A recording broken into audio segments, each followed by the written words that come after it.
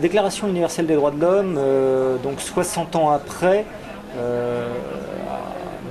malheureusement a été un petit peu oubliée au quotidien. Je pense qu'un certain nombre de personnes, particulièrement dans les pays européens et en France, pensent qu'on est sur des acquis définitifs. Et finalement, ça reste un combat quotidien. C'est-à-dire que les droits de l'homme n'existent que tant qu'un certain nombre de personnes continuent à les faire vivre. La Déclaration des droits de l'homme reste quelque part assez méconnue sur un certain nombre d'aspects, sur tout ce qui est droit personnel, emprisonnement, etc. Ce sont des thèmes qui parlent à tout le monde et qui paraissent évidents.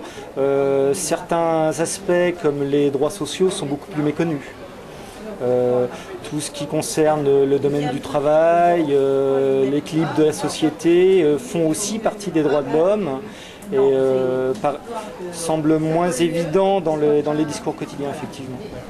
On le voit régulièrement dans l'actualité avec un certain nombre de décisions gouvernementales, la relance récemment encore de toute la discussion sur l'identité nationale. On voit que ça reste des sujets présents, pas forcément maîtrisés par tout un chacun.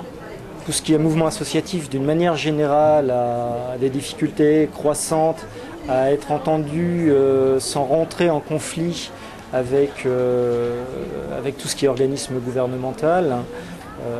Il y a un mouvement de plus en plus croissant vers la criminalisation, au moins dans le discours, sinon dans les faits, de tout ce qui est mouvement social, ce qui pose un problème du point de vue de l'équilibre démocratique de la société. Les droits de l'homme, c'est aussi l'équilibre démocratique.